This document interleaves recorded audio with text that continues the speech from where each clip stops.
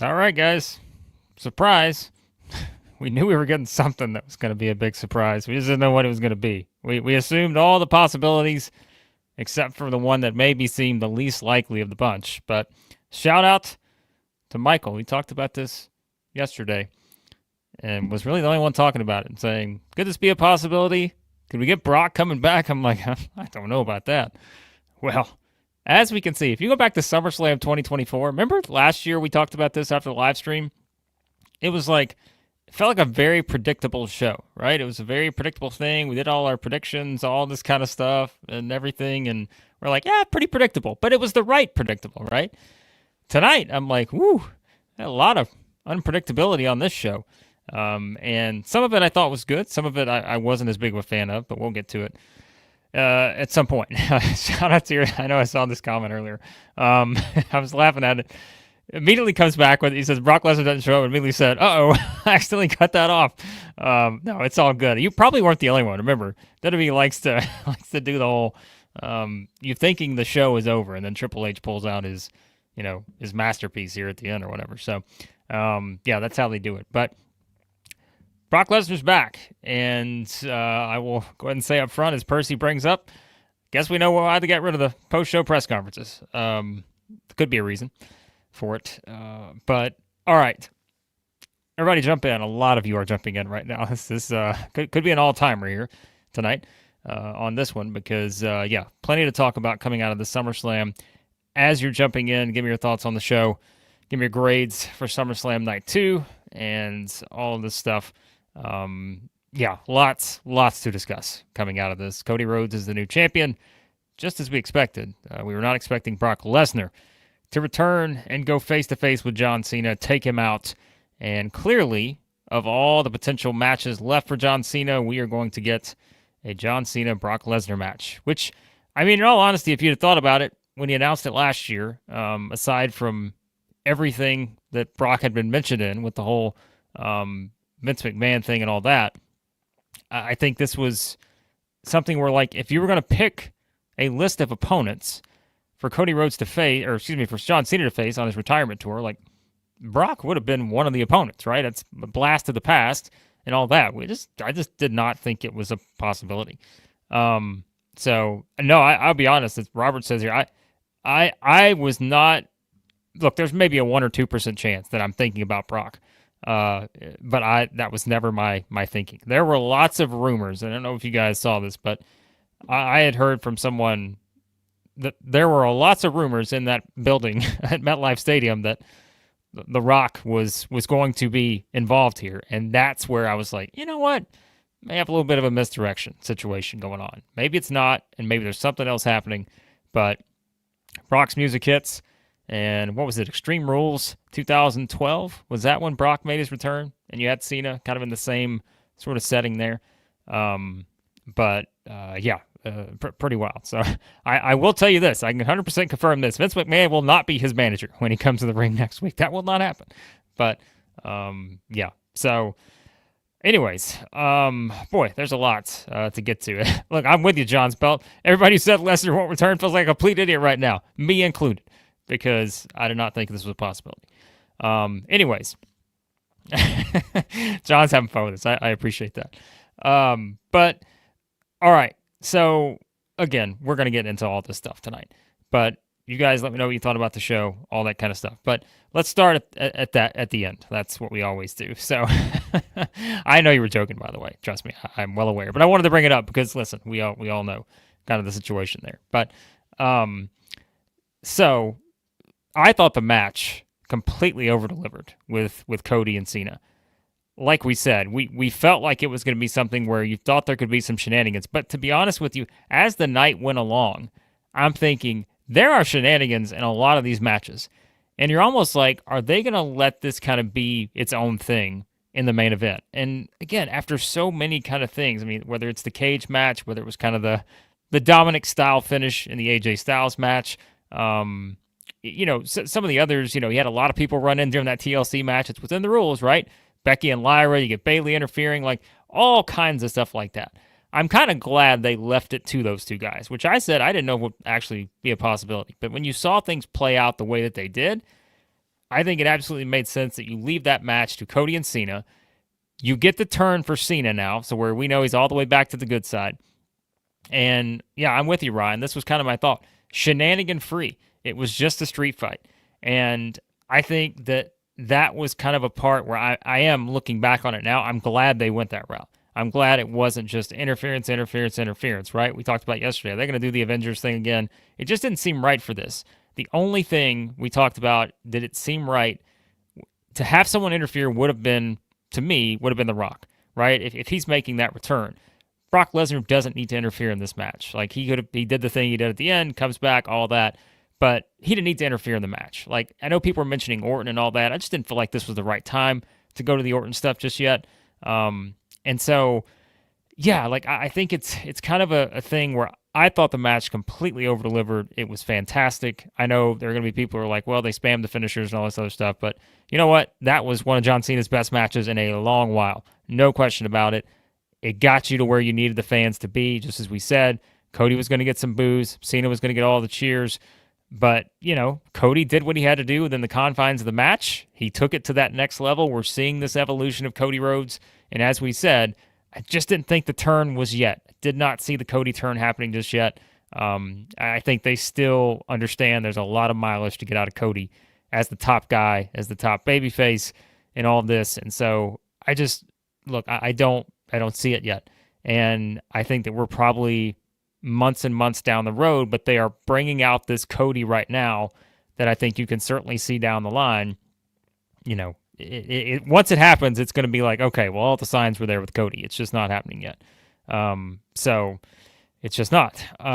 But I think, as we said, this was going to be a do-over too. Remember, that was the whole phrase we used. This was a do-over from WrestleMania 41. If you wanted to have a complete do-over, and I think Curtis brings up a good point here, what you did at WrestleMania 41 was in no way Cena kind of passing the ball to Cody, right? It was the opposite, where you had the Travis Scott interference. It just felt like complete, let's call it what it is, just bullshit ending, and it felt nothing like that. But tonight, I think if you weren't going to do the Cody turn, as we mentioned, you were going to do something where it does allow John Cena to, as Curtis notes here, just pass the torch to Cody. And that was the visual you got there. Cena's last SummerSlam, their last match. They're not going back to this. There's no reason to.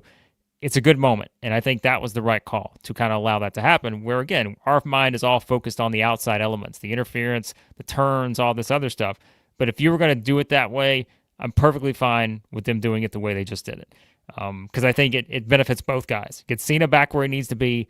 Cody's the man now, once again.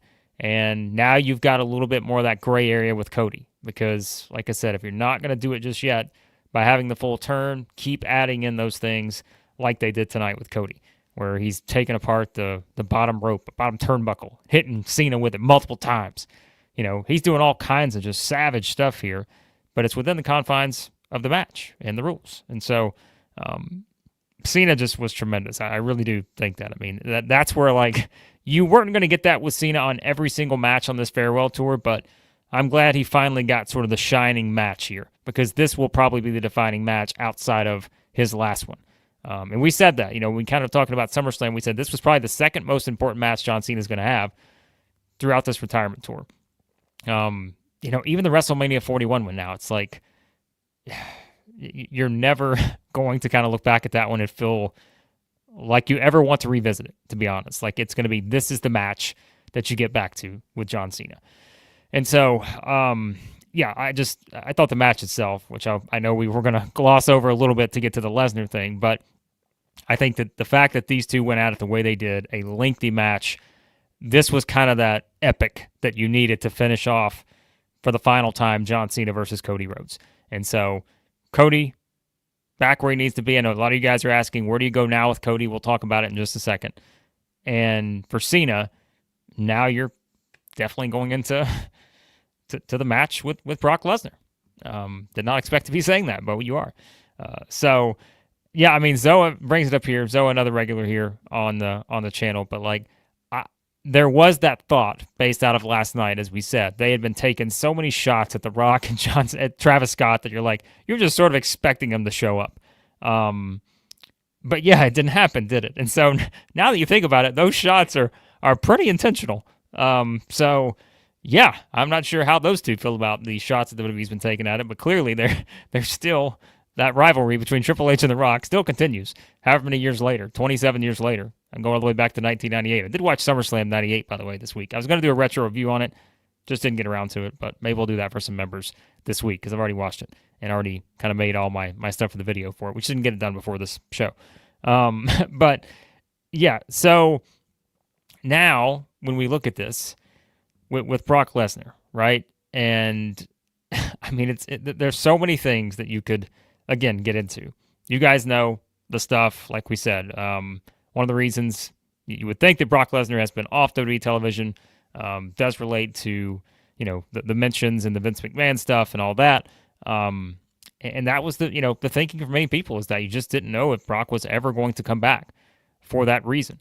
But clearly, WWE, in terms of how that has advanced and developed, felt like that it was okay to be in a position where that they could bring Brock back. And now, let's call it what it is. I mean, you're getting a money match out of Brock Lesnar and John Cena. No question. I mean, that you're getting a big-time, top-drawing match between those two guys on the farewell tour. Now, some people have been saying, now that this has happened, is that the final opponent? Does Brock become the final opponent for Cena? That could be an interesting thing. Whereas we had mentioned like Gunther and all that, it's a possibility. I mean, is it Brock Lesnar and John Cena 4 months from now in December? Seems like an early time to start that up if you're going to do that. But remember, Cena is advertised for how many of these? And someone else may have a better list of it. But Cena's advertised pretty much all of these PLEs coming up. So do you do this in Paris? I mean, do you do that? I mean, you look at the remaining schedule. I'm going to pull it up here for WWE's schedule the rest of the year. You have Perth as one of the shows. Is that where it happens? Survivor Series coming up after that. Yeah, I agree, Gregory. Like, I just don't see it happening in December. I don't think that's your final opponent. So you've got to do it at one of these upcoming ones here. And I think that, there's a couple different possibilities.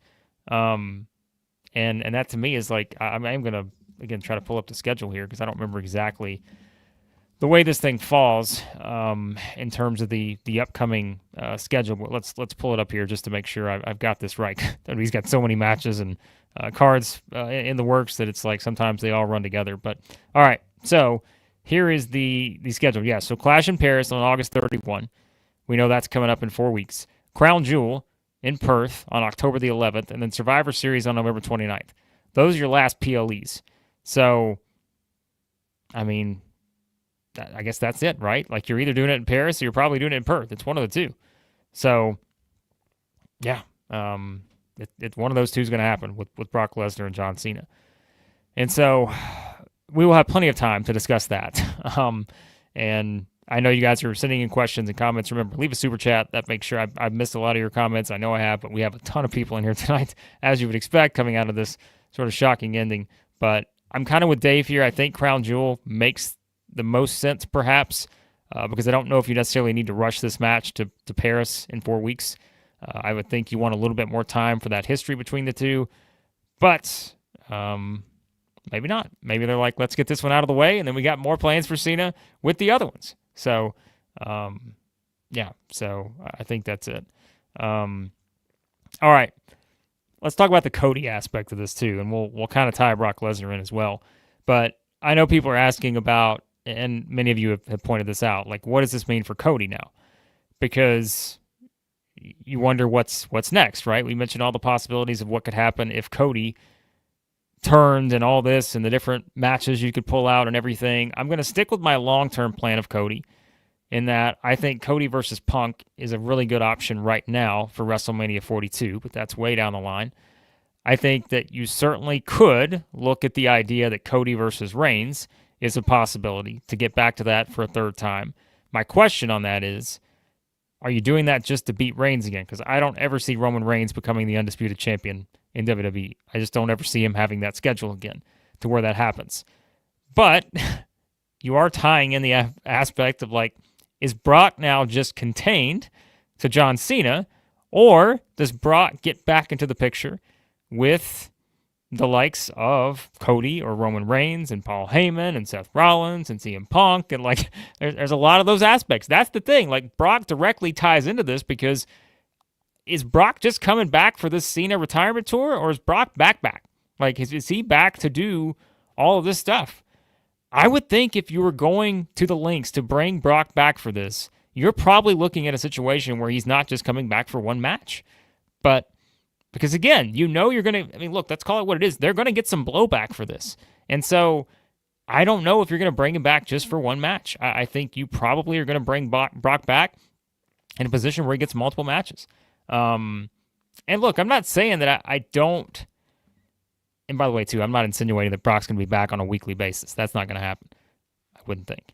But why do I do see a possible rematch for Cody and Roman? My thinking, though, is that it's just one of those where you kind of are in a situation where do you want to have the match happen again and Cody beat him again? Like, it could happen. And I mean, again, I think that's the result if it does happen. I just don't know if I see Roman Reigns winning the title again.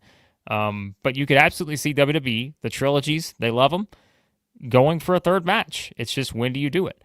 Don't know. But for Cody, I mean, it sounds kind of, I don't want to say a letdown, but if you're thinking about the immediate next opponents for Cody, and you're looking at this from a SmackDown perspective, I mean, Drew McIntyre is going to be one of the top choices, I would think. Logan Paul is an interesting one. I don't know if that's what everyone wants to see, and I don't even know if that's the right call. Have we seen that before? It all runs together. I don't even remember. When did we see Cody and Logan Paul? Haven't we seen that before? But yeah, you've got Orton down the line. That's obviously something you can run. That's a big one for Cody. Like I said, I think CM Punk to me is a potential WrestleMania match next year or somewhere else along the lines of that. I think McIntyre seems like a pretty decent start for Cody if you want to go that route. But again, it's like, do you want to beat Drew McIntyre again? I mean, a lot of people want to see Drew elevated to being a world champion. I don't know if that's going to happen if he's facing Cody. And so, yeah, like I think that's going to be it. Yeah, that's right. We did see that. I'm sorry. It again, these matches run together sometimes. That's right. When Paul was the U.S. champion and they had that match, I forgot about that. Shows how much I was maybe into it. But yes, I'm kind of with Charles here. I think Drew McIntyre will be one of the top choices for me in the short term. But in the long term, yes, you still have Orton, you still have Punk, you still have Reigns, and all those. But it's just, when you do look at the schedule, listen, guys, I'm not rooting for the Logan Paul rematch. I apologize. I don't want to get anybody riled up, but I'm not rooting for it. But yeah, I mean, do you do Cody versus The Rock? I listen. Every time we try to let that final boss Rock slip back in, I just am seeing more and more reasons not to believe it, and more reasons to think that they are just completely on different pages here when it comes to where WWE's at right now. And look, Ryan says, could you throw Gunther on that side too if they do the draft or whatever and make the swap? Sure, you could do Cody and Gunther again. That'd be fine. Or, as Everything Has History says, why not do Cody versus Mr. Iguana? One of the most over stars in the company right now. Maybe LA Knight. Give LA Knight a turn or something. Give the man something to do. I still hate it that he wasn't on the show, but maybe. You never know, right? Although I think LA Knight could have a claim to face Seth Rollins because he beat Rollins at Saturday Night's Main Events, and Rollins is now the champion. So I'd like to see that happen. There's so much to get to, and we will do that here as we continue on this show. I'm going to try to now give you some quick thoughts on everything else on the card, and then, as we always do, we'll get back to everything you guys want to talk about. But I'm going to give you the rest of my thoughts here quickly, and then we'll talk more about the ramifications for Lesnar and Cody and everybody else. Cena coming out of this and all the different possibilities. All right, quick thoughts. We'll start from the top. Naomi retains against Rhea Ripley and IYO SKY. Another good women's triple threat match.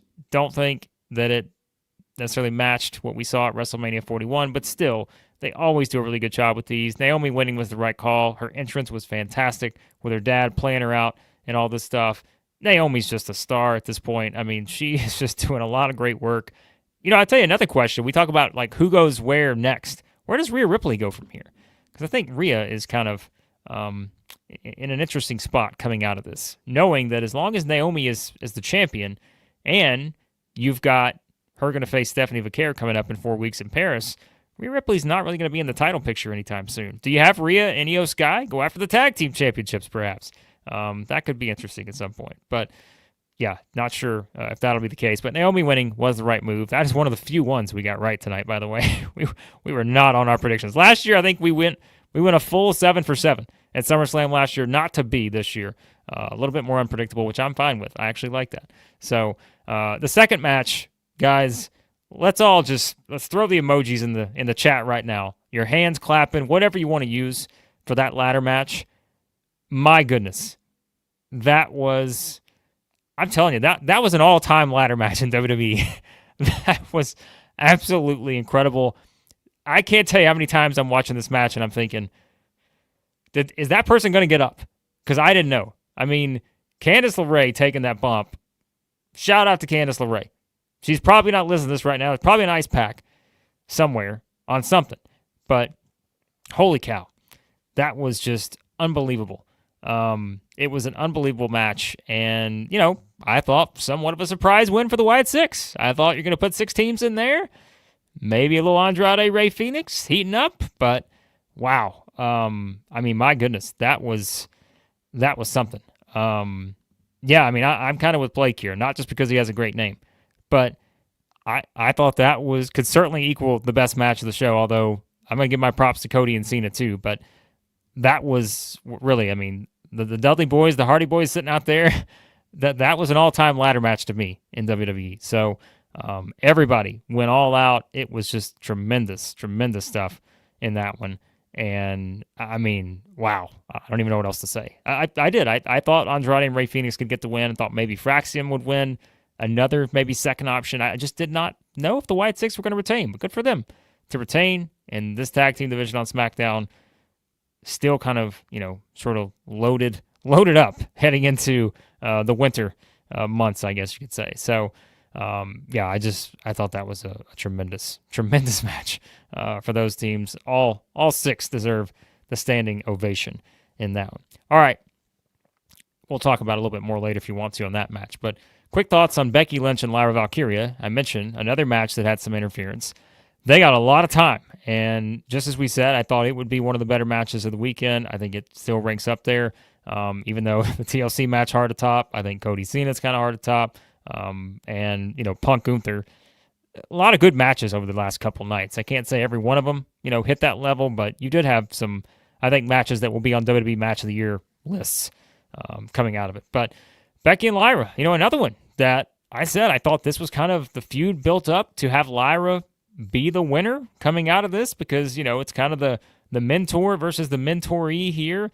And you thought maybe this was Becky going to put over Lyra, all this other stuff. And I told you, I thought maybe the right thing would be, let's get Lyra back to maybe being a heel here. Maybe Becky, the man, comes back to being the face. A little turn there possibly. Didn't happen. You had Bayley interfere. Becky tried to goad Bayley into making the turn to join her. I thought we were getting the 2-woman power trip maybe. Also didn't happen. Bayley just accidentally hits Lyra, and now this is going to continue, right? And so that's what you kind of felt coming out of this SummerSlam. Whereas last year, you kind of had a reset. Remember what happened last year at SummerSlam? How many new champions did we crown? Tonight, every champion except for John Cena retained. And that was not, again, we always kind of laugh about the betting odds and stuff. I'm like, I don't know where these odds are coming from. But like, a lot of the champions were underdogs tonight in terms of like the betting favorites, and some were like significant underdogs. And yet, they come out victorious here. So if you bet on the underdogs tonight, you won some money, I guess, because there were a lot of them kind of being in that position. So, yeah, the whole Bayley thing, I thought you wanted something a little bit more definitive maybe, where, maybe, again, Bayley just turns, she joins Becky, and I can still see that happening now coming out of this, to be honest with you. Even though they didn't do it here, the fact that Becky was trying to kind of push her to get there and she just couldn't tonight, doesn't mean she couldn't in the future. But I don't know. I also think it's going to be interesting where, eventually Becky's going to get back into the world title picture. But right now, it's such a sort of a crowded scene. Maybe that's just not in the cards, and you want to keep Becky in a main part of the show, and having her with the Intercontinental Championship is kind of a good move. And so a little bit surprised that came back, because remember now, Lyra cannot challenge for the championship as long as Becky's the champion. So Lyra's goal now has to be, let's get that title off of Becky. So how does she do it? That's going to be interesting to find out. So, so I'm not sure what's going to happen. So, I think, no, it wasn't an intentional hit, was it? They kind of played it up as an accident. Am I wrong on that? I feel like that's how they played it up. That match feels like forever ago. That main event took a lot out of me. So, but by the way, Irish Sam's here, another legend here on the channel. You guys know Irish Sam. Here comes the pain. Haven't heard from Irish Sam in a while. Hope you're doing well, my friend. But, so Brock is here, and we'll talk more about Brock here in just a minute. But, okay. Let's see. What else am I forgetting? Oh, yeah, the steel cage match. I'm going to be honest with you guys. If there was one match that I thought just completely underwhelmed this weekend, it was the steel cage match. Because I was expecting a lot more from that Jacob Fatu versus Solo Sikoa match. I told you, I thought this was, again, you want to talk about classic setups. It felt like a classic setup to have sort of Becky put over Lyra Valkyria. And it also felt like sort of a classic setup to have Jacob Fatu get his revenge in a cage, just like someone in the 80s would have done, against the heel that has all the interference, right? Because it's supposed to be kind of the blow-off match. This was not that. Like, clearly this is going to continue more. And so I was not a huge fan of this one. I just think that, again, even if you don't put the title on Jacob Fatu, I just don't know if this was the way necessarily to do it, because I just, we knew Tala Tonga was going to get involved, but it didn't really feel like it was that much of a huge thing, right? He just kicks the cage into Fatu's head, and that's that. And I know they kind of played it up as though, Solo just escapes, at the edge there. That was it. Like, that was the only choice he had. But, yeah, I was not thrilled about this one. I was thinking going into it, I'm like, hey, Jacob Fatu, huge crowd, like all this kind of stuff, but it just did not hit that level. And I just don't feel like they took it maybe to the level that I thought they would, because clearly it's going to continue.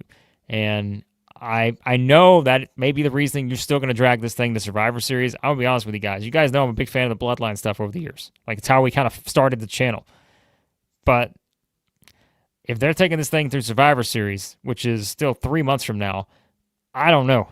I want to see something maybe a little bit different from it to kind of give it a little bit more of a boost. And so, yeah, you can still throw up the once if you guys want to, but I'm curious to see what happens next. Yeah, I mean, look, when we talked about it, right? Like, you were thinking Tama Tonga maybe gets involved here, but he may just not be ready to come back yet. Fans were chanting for Jey Uso. He didn't get involved either. Just Jimmy came out and got his ass beat. That was about it. So, it wasn't really what we expected for this one. So I'm not sure what you do for the next match between these two, because you have to do it again, right? I mean, unless it's just simply a multi-man match and they don't ever go back to Jacob Fatu and Solo again, but I would think you got to do this again. So I hate to sound down about that one, because you guys know, I mean, I'm built off the bloodline here, but I'm just not. I'm not thrilled about necessarily what happened. So. All right, and the only other match was Dominik and AJ Styles. I liked all the throwback stuff, the tributes to Eddie Guerrero, one of my all-time favorites. But another match that I think the finish, had kind of an Eddie Guerrero type finish, which you could expect in a match like this. The 25-year anniversary of Dominik being put on a custody match there, the ladder match for the custody of Dominik between Eddie and Ray. And like I said, look, another one we got wrong in the predictions here, but I told you guys, I thought Dominik probably wins. I was trying to will the AJ win into the universe, but man, I don't know. This is another one where I'm just like, I think you could have had kind of an interesting story to tell with AJ as champion, but they are fully into Dominik, and I have no problem with that. I just thought that maybe the dynamic of having Roxanne and Dominik both lose their titles at SummerSlam, then what happens? They come together through the common, upset nature, and they lock eyes, and these two lovers just can't be held apart, and then Liv Morgan makes a return.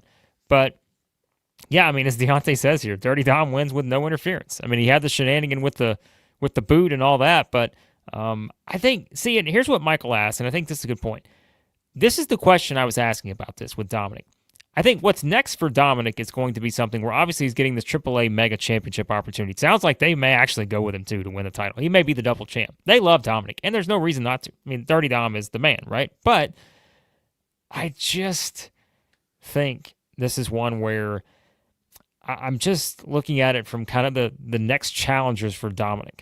And like I said, if you look at the Raw scene, I don't really see a lot of great options to take the title off of him. But we'll find out. I mean, maybe they do something, pretty soon here. Yeah, I mean, and maybe that's it. It's a good point here. Maybe it's just we're eventually getting to Dom and Balor, and maybe that's how it happens. Dom makes the turn and all this other stuff. But see, I think the Liv injury throws a lot into that, right? So, yeah, I mean, I'm very curious to see kind of where they go with Dom, but also curious to see where they go with AJ Styles. I thought this was maybe that one last opportunity for Styles, get a championship win. He's obviously can still have some good matches, and I thought that maybe having that with Styles, and the different heels, seems like there's a lot of kind of heel potential challengers on Raw, but not to be. Dominik retains the title, and via Eddie Guerrero means for Dirty Dom. So, all right. We're going to do a reset here at the 30-minute mark, as we usually do. If you guys are jumping in, do me a favor. Hit the subscribe button, hit the like button. It helps out the channel. We're only like 10 away now from 14,000 subscribers on the channel. So if 10 of you people that are in here watching have not subscribed, do me a favor. Really appreciate it. And yeah, we, again, do these. We do the videos throughout the week, and we always do the live streams after the PLEs. Sometimes we do it during the week for the live shows, for Raw and SmackDown, but just depends on the schedule. But a lot of fun stuff on the way here as we now look ahead to 4 weeks where we got Clash in Paris coming up. So we already know one match on that card. It's going to be Naomi versus Stephanie Vaquer for the women's World Heavyweight Championship. I always say Women's World Heavyweight Championship, just like a thing. I know it's just the Women's World Championship, but I always add heavyweight in there. It's a WCW thing from back in the day. But so I think, again, we're going to see how this plays out here. Everything has history. Says, what do we do, LA Knight and Dominik Mysterio? Maybe. Although I think LA Knight has some unfinished business with Seth Rollins. But again, guys, I appreciate you hopping in, supporting the channel. It means a lot to me. And let's talk about what you want to talk about now the rest of the way. We still got a good half hour here on the show, and this is the time for you to throw in your questions, comments, all this other stuff. I will get back to this one from Robert earlier, another long time regular here on the channel. Which did I like better, Night 1 or Night 2? I think Night 2 gets the nod for me. As I think, again, that TLC match was incredible. Thought the women's triple threat was good. And like I said, I thought Becky Lyra was good, but I thought that main event absolutely exceeded my expectations, especially if you came into it knowing it was just going to be Cody and Cena. We know what we had seen previously. And some of these matches for Cena have, not exactly reached the level that obviously it could have 10 years ago. But I thought they delivered a great match, and the ending to Night 1 was great with the Cena Gunther, again, one of the best matches in WWE this year. The Rollins finish, I know it was predictable for some of us, but I still thought it was executed very well and sets up the bigger thing about the Rollins thing to me was that it sets up so many things. Whereas we just talked about, maybe it's kind of tough to figure out where we go with some of this other stuff that happened tonight because you didn't really have any of those resets. But with the Rollins thing, you do reset a little bit because now he's got all this history with Punk, with Reigns, with Jay, with Sammy, and you just keep going down the line. LA Knight. And so you've got a lot of stuff already lined up for Rollins. Some of these other people, I'm not sure what you have lined up for him, but we'll find out as soon as, the next Raw and SmackDown. So I think Night 2 gets the nod for me, even though I wouldn't argue with anybody who said that Punk versus Gunther was their favorite match of the weekend because I thought it was that good. And it should be on your match of the year type lists. But overall, I think it seemed like when they released these cards, this was going to be the night that, was going to give you the most. And it did. Again, I was pretty pleased with it overall, except for, like I said, I was a little bit let down by the cage match. I thought it would be a little bit more than it was. But clearly, they just needed to use it to get to the next step in the feud. So more to come with the MFTs versus Jacob Fatu and whoever else maybe joins him there. So, all right, what else you guys got here to talk about on this? Give me your pick for match of the weekend. That's a good segue for the comment section. What was your favorite match of the weekend? Hop in if you haven't hopped in the chat. If you have, let me know. Always curious to see what you guys think about that kind of question as well. But I am going to pull up social media right now and see if we're missing out on anything. You guys always keep me updated on this. I don't really check on a lot of stuff while we're doing the shows, but I'm sure that there is a lot being talked about right now.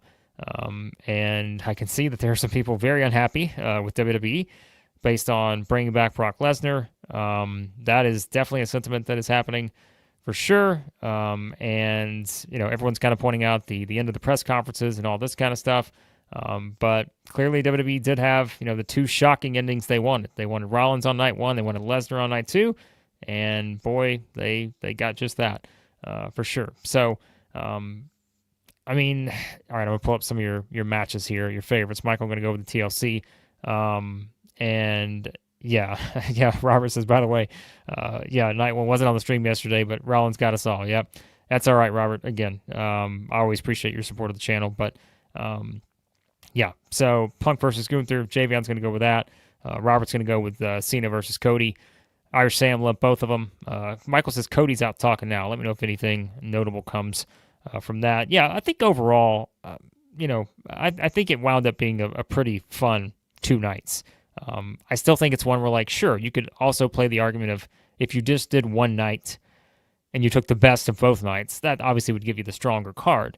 But WWE's not going to complain about having 113,000 or whatever it was that Stephanie McMahon announced in attendance. Just think about. We talked about the ticket prices. Some of you guys were there too, by the way. Brandon, I know Brandon's still in the chat, but we know Brandon was there last night. But yeah, it's not a cheap time to be a WWE fan, but their business is booming, and that's what works there for that. So Charles going to go with TLC and Punk versus Gunther. Zoa likes Punk versus Gunther is the hands down best matches. But yeah, look, Javion, it's a good point because people have brought that up in terms of the interference thing. It is something where, yes, you have a lot of that in this era. And, it's always been that way. Again, we go back to the Attitude Era, right? If you want to say, well, what was one of the biggest sort of themes in the Attitude Era? It was, there was just interference aplenty. And if you say, well, was it a successful era? Sure it was. But it wasn't just because there was interference. There were a lot of other variables to that because you had all these top stars like Austin and Rock and everybody else that kind of came through and changed everything. But still, I kind of look at it from that standpoint. And that's like we said earlier. It's once you started to see kind of all the shenanigans in some of these matches on the undercard, I'm thinking, all right, maybe they will just leave this to Cody and Cena at the end. Which, in hindsight, I do like that they did that because I really think it was kind of the right move when you really go back and think about it. Knowing now what we know, right? We didn't know going into the match all the things we know now, but knowing now this was the direction they were going to go, yeah, you didn't need any shenanigans in the match. You just needed to deliver kind of a passing of the torch moment, as we talked about earlier, and I think that was kind of something that made sense. So, all right. So, Javion says, look, would have been the dumbest shit ever if Cody turned tonight. I told you guys, I could see all the reasons why the hints were there, but it just did not seem like, to me, the best approach. Because if you would have done that, then it's well, sure, maybe Cena is the big triumphant babyface, but that's for 4 more months, and then he's gone. Then who takes over the Cody role, right? Reigns is not there every week anymore. So it's not Roman Reigns. And so you have no Reigns, no Cena, no Cody. It's kind of your top stars on the babyface side. It's really, at that point, it just becomes Punk. It becomes Punk, and it becomes, maybe to a certain extent Jay, but we've already seen the Jay thing. And so it would have kind of left him in a pretty tough spot, I think. Because, for as much as we do talk about guys like LA Knight and, Sami Zayn and all this, they are still seeking kind of that top level in terms of, that kind of thing. And so it may have been a tough ask to have Cody and all those guys being on that side. I think it would have been. So, yeah. But anyways, yeah, the elevator spot, by the way, I know some people, had some colleagues that were there, and they were like, well, now what's going on with this? Because they could tell that they were doing something here. They're setting this up because, had Cody's entrance and everything. But it looks like they're going to do something else with this. And so they have him coming up the elevator, have the smoke coming out and all this other stuff. Yeah, that was kind of fun, I thought, for sure. So, All right, let's see what else we got here in the works. Blake's going to go with the prediction that Cody will turn before WrestleMania. Well, see, that's where I'm like, if they do Cody versus Punk next year, I almost think that probably is the way you go. Because if I think about it from the crowd's perspective, it probably is. You know, Punk's the guy that's getting cheered because he's now had his moment stolen away from Rollins. And I guess it's the question of, does Punk win the title before we get to WrestleMania next year? But I still think the match, and they have teased this multiple times, we said, is Cody versus Punk. You have to do it at some point before Punk retires. And I just think that is one that you got to do. And it's a WrestleMania level match, main event type. And you know you're doing 2 nights of WrestleMania. So I'm like, you can do a lot worse than doing Punk versus Cody for one of those nights. And maybe that's where, look, with the way this thing is, like maybe that's where you do Cody versus Punk, and maybe do Reigns versus Rollins next year. Maybe that's your two main events for WrestleMania 42. We'll find out. All right. Yeah, I mean, Doug's going to go with Punk versus Rollins Hell in a Cell. That could certainly happen because I think they've got to, this feud warrants it, right? I mean, Punk and Drew McIntyre warranted the cell. This feud absolutely warrants a cell because you've got, 2 guys that absolutely hate each other. Rollins just screwed Punk out of the title. And so would love to see them get to Hell in a Cell at some point. And Doug's going to say that happens at WrestleMania 42. It might. Wouldn't hate that either. So, yeah, so we'll see. But, all right. What else we got here? I love this comment from Trevor. What's up with my mustache? Well, I don't know, Trevor. It's probably got a little white hair in it now. I'll tell you that. It's what happens when you get a little kiddo running around. A little more whites running around in these things in these days. But Rob says awesome ladder match. Yeah, I thought it was great, Rob. I'm not gonna say like even that one. It's kind of one that like maybe over delivered, but it's like still like anytime you have a ladder match, there's like so many different spots, right? And it's kind of one of those where there's going to be all of these just wild sequences. But still, when you see them, it doesn't make them any less impressive. And there were still a lot of those, I thought, in this match. Like, there were a lot of those where you're like, okay, yeah, that was interesting, but they still pulled it off. And so, yeah, I mean, the Candice LeRae thing, I still am, like, seeing that playing over, like, time and time again here. It's wild. So, I hope she's okay.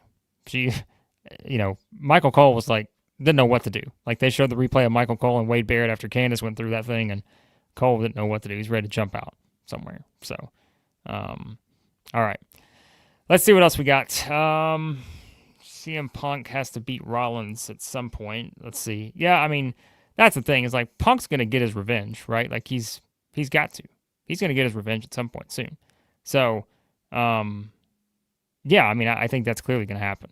So, it's just a matter of, again, what's the time frame? And I think that's the big question here is like, what is the time frame for all this? How long are they going to take this thing? They could go to WrestleMania next year. You could certainly do that. I feel like we've got to remember, too, with the War Games concept, I mean, you've got to think that this is setting up for something big for Rollins, Breakker, and Reed, and someone else by that point is probably joining the faction. So your War Games main event is probably Rollins' group, which, by the way, I don't know if you guys saw it, WWE did trademark a phrase, the Vision, recently.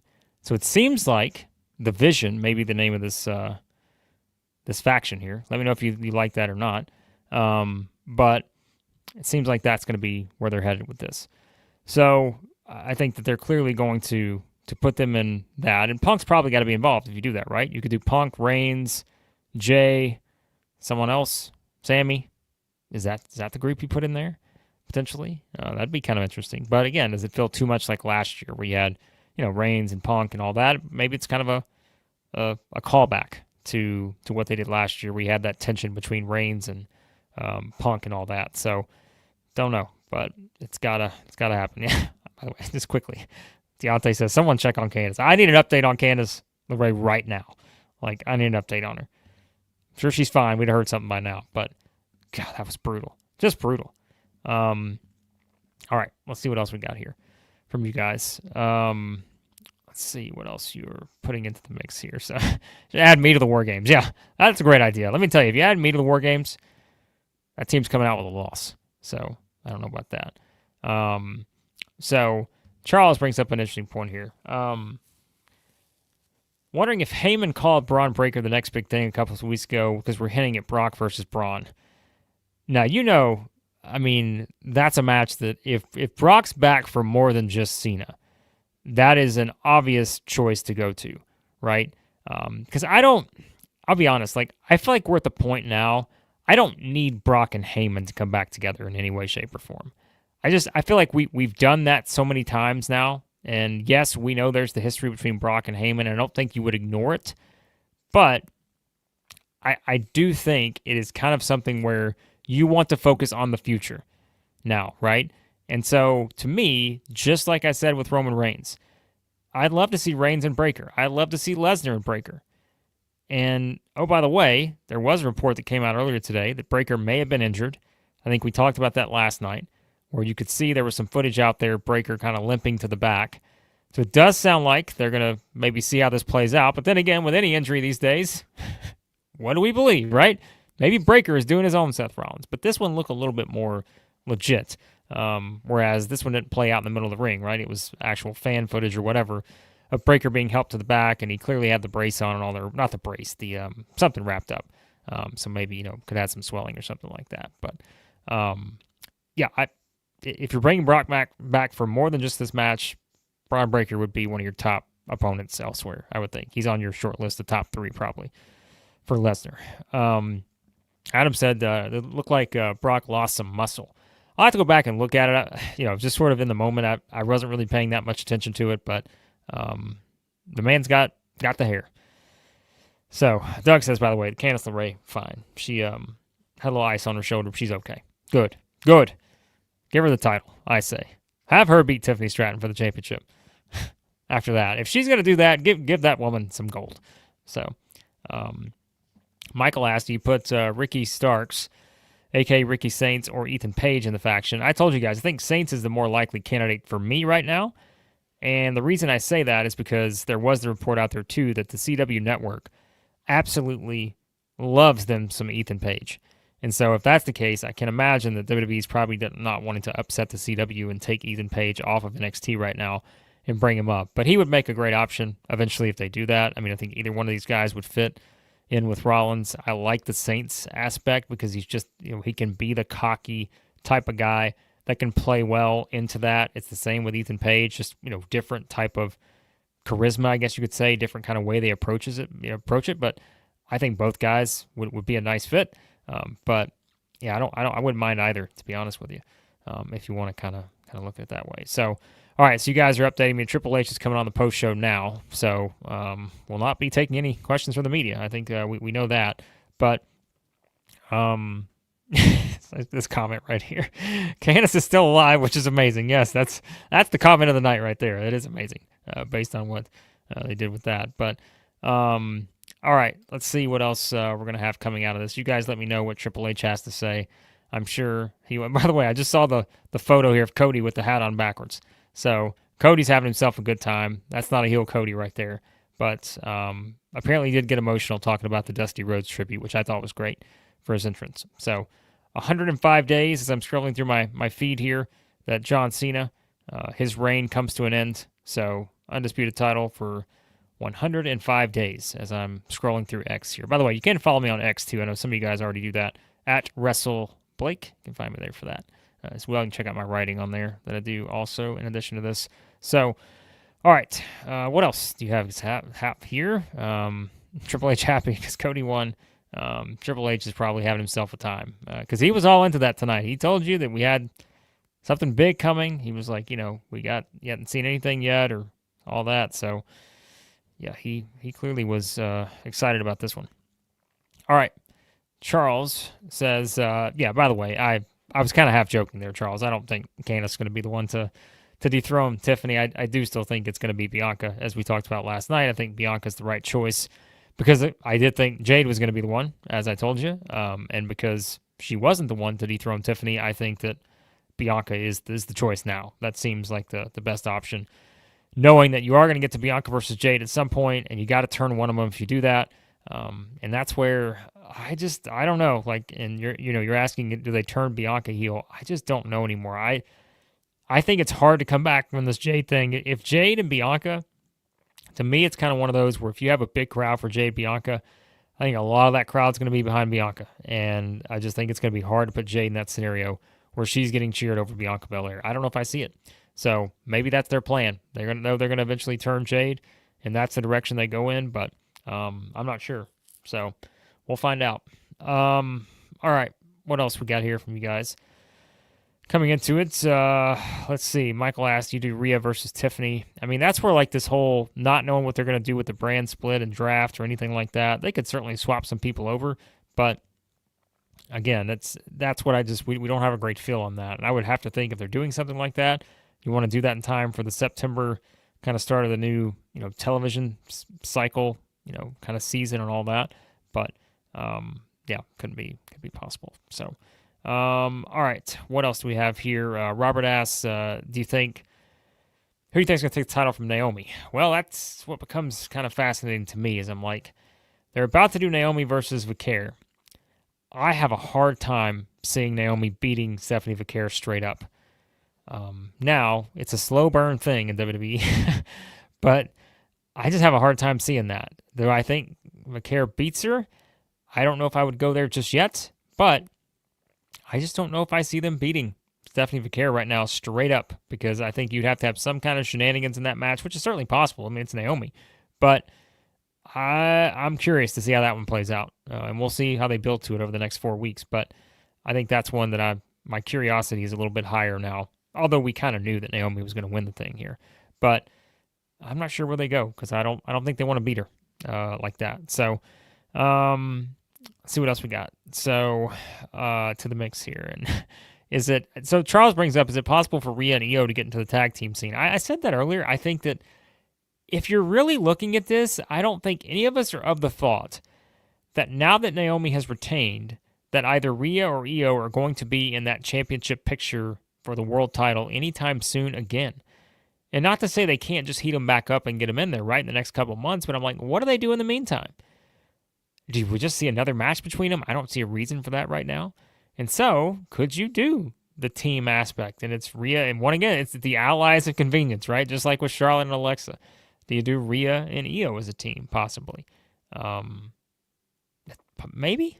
I'm not sure, but again, there's a lot of ways you could do this. Because if, let's say, Bayley eventually joins Becky, then you got Rhea and IYO, Bayley and Becky, you got Charlotte and Alexa. You got a lot of interesting teams kind of building up there, if that were to happen. So, not sure. I'm one of the probably top couple things I'm fascinated by is what do they do with Rhea and IYO tomorrow night on Raw? Because that'll give us a hint of where they're going direction-wise. All right.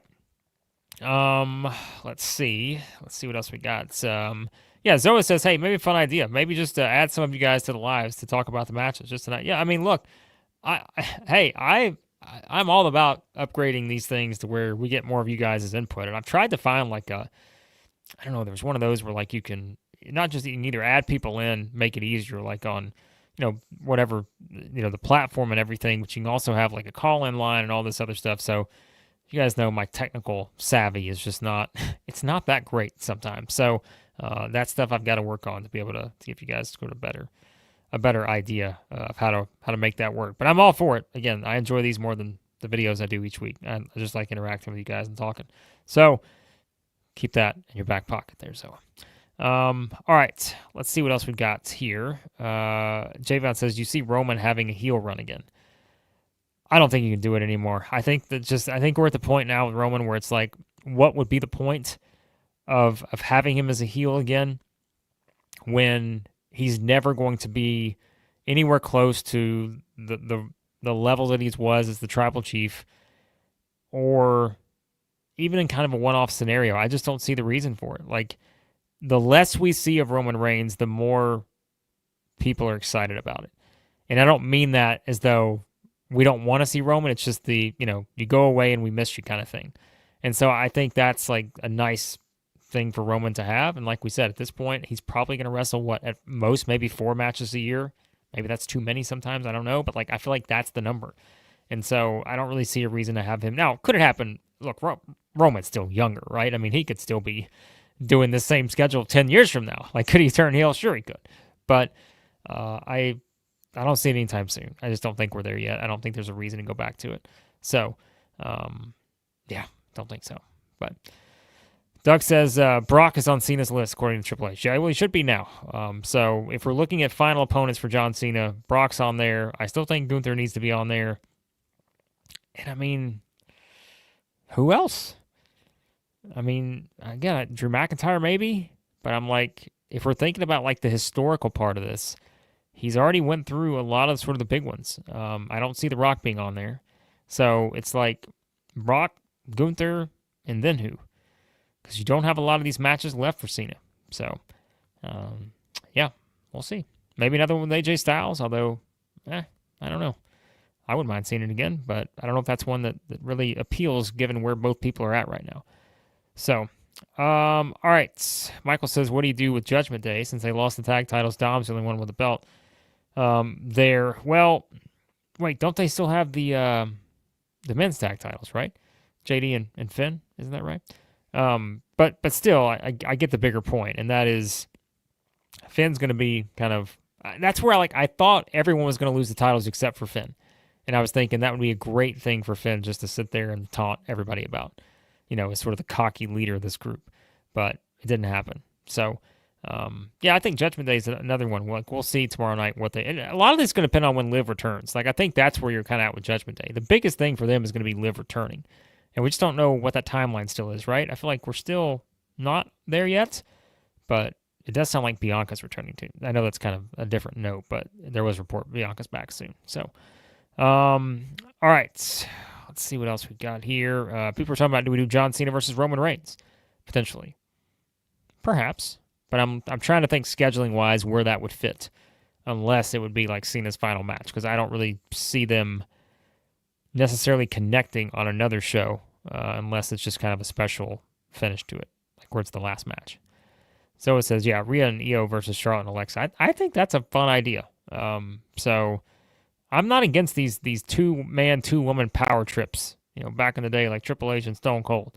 Like some of those. I'm not against that, because the women's tag team division right now is not filled with depth necessarily.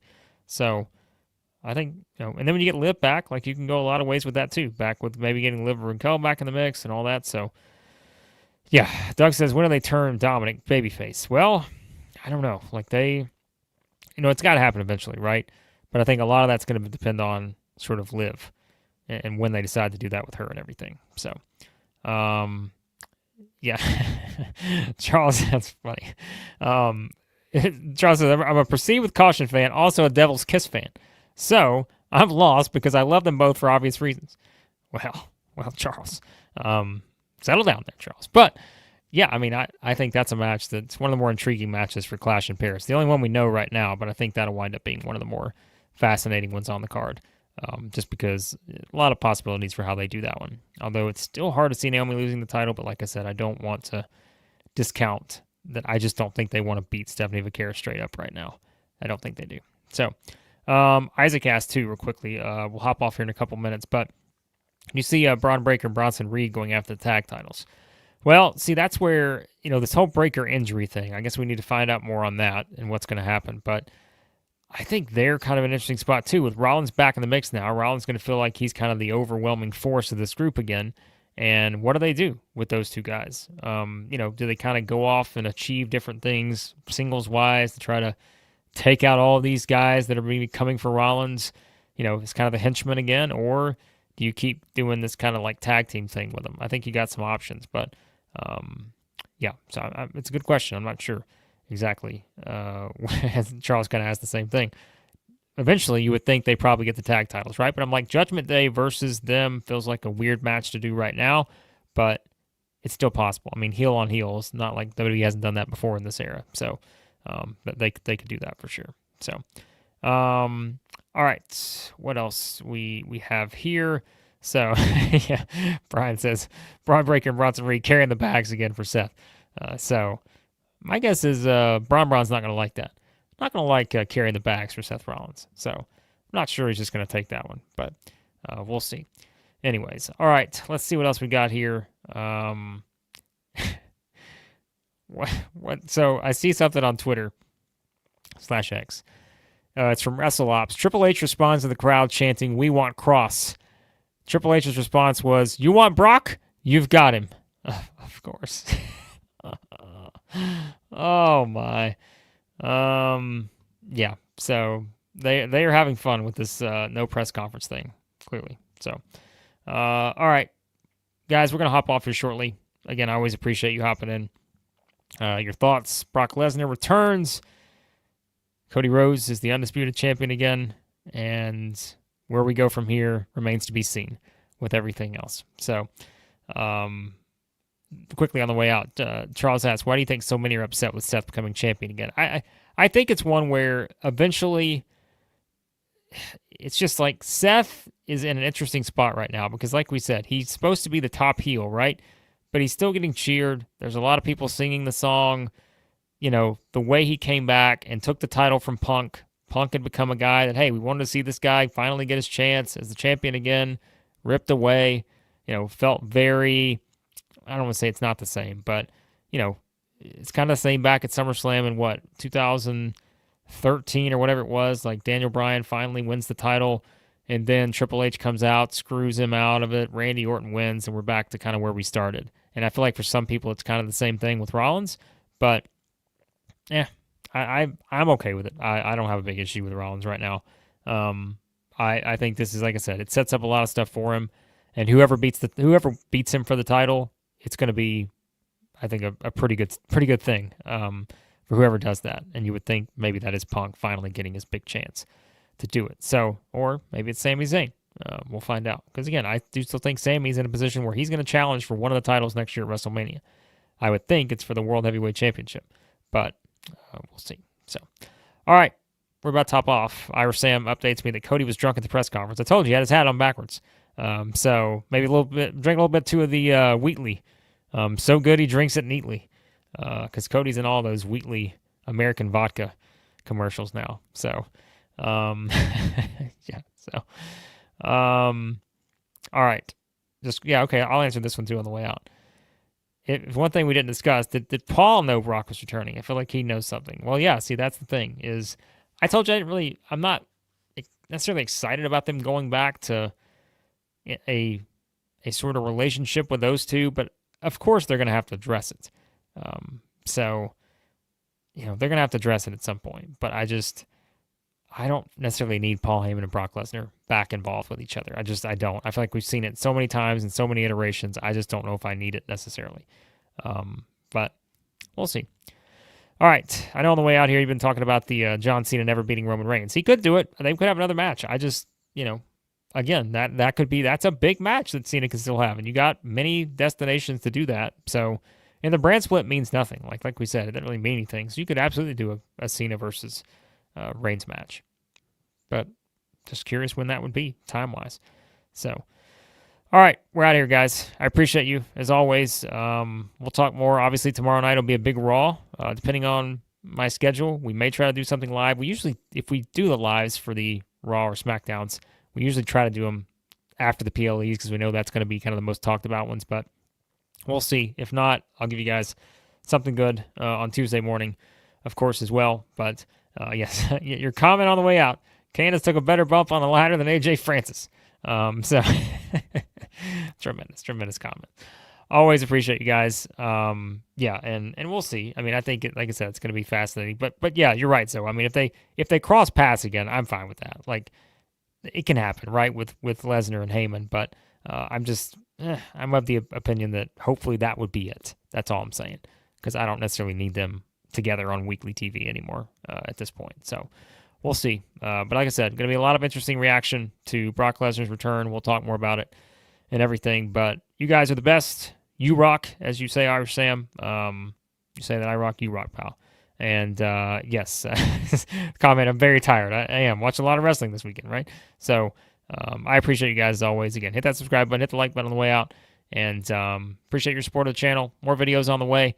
And I'll talk to you soon here at Wrestling Reaction.